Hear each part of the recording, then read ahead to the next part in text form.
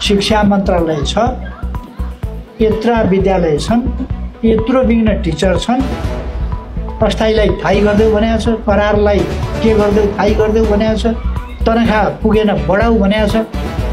किन बढाउने? तनखा 48% पास गर्न, 52% फेल गर्न। धेरै कसिएर पढाउनु हुँदैन, भोलि हामीसँगै प्रतिस्पर्धा गरेर जित्छन् भन्ने सिद्धान्त लागू भएको छ गंगादेव गाउँपालिकाको आधारभूत तह कक्षा 8 को नतिजा प्रकाशनमा 2081 12 महिना 7 गतेदेखि 15 गतेसम्म सञ्चालन भएको गंगादेव गाउँपालिका स्तरीय आधारभूत तह कक्षा 8 को वार्षिक परीक्षा 2081 को नतिजा प्रकाशन गरिएको छ। त्यसमा नतिजा तपसिल बमोजिम रहेको छ। तपसिल विद्यालयको नाम राष्ट्रिय मावि मेलडारी ओद, परीक्षामा सम्मिलित जम्मा विद्यार्थी संख्या 31 जना, जम्मा उत्तीर्ण परीक्षार्थी संख्या 2 जना। जनता मावि बडाचौर, परीक्षार्थी संख्या 24 जना, उत्तीर्ण 0। गंगा मावि चौतारा डाँडा, परीक्षार्थी संख्या 33, उत्तीर्ण 2। कृष्ण आवि घरवीर, परीक्षार्थी संख्या 11, उत्तीर्ण 1।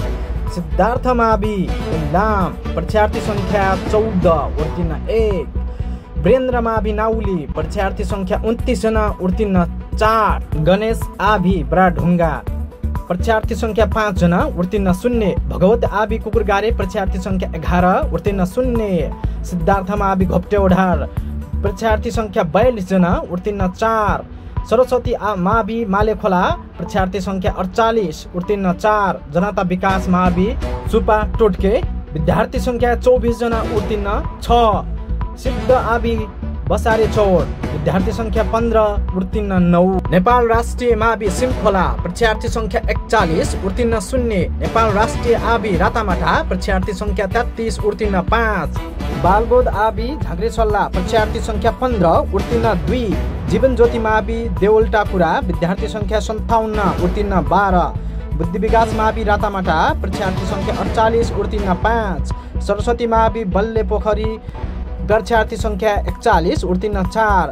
जनप्रेम आवि सल्लीचौर, परीक्षार्थी संख्या 31, उत्तीर्ण संख्या 4। पृथ्वीनारायण मावि जयाचौर, परीक्षार्थी संख्या 50, उत्तीर्ण 22। जम्मा 603 जनामा 87 जना मात्र उत्तीर्ण भएका छन्। अहिलेको नतिजालाई देखेर प्रधानमन्त्री केपी शर्मा ओलीको प्रश्न।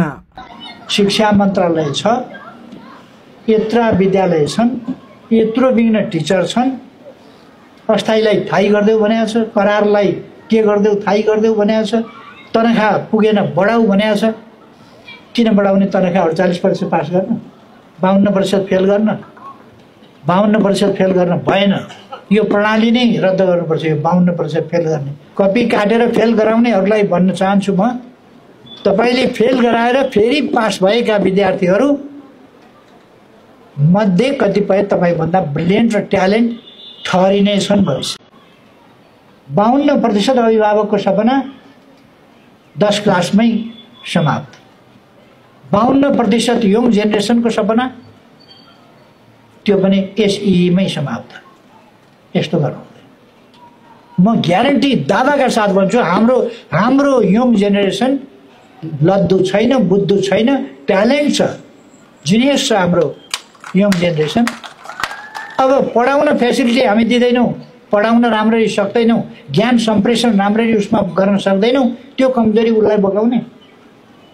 3 घण्टा धाएर स्कुल गएको छ, आज काठमाडौँमा मात्रै पढ्दैन मान्छे। 3 घण्टा धाएर स्कुल जान्छ, 3 घण्टा स्कुल छोडेर फर्किन्छ। 6 घण्टा एउटा बालकले बाटोमा बिताउँछ, त्यसरी पढ्छ। स्कुलमा कहिले टिचर छैन, कहिले को छैन, निरीक्षण ट्याग कहिले कोही निरीक्षणमा जाँदैन र 52% फेल हुन्छन्। आमा बाबुका सपना के भए? आमा बाबुको लगानी के भयो?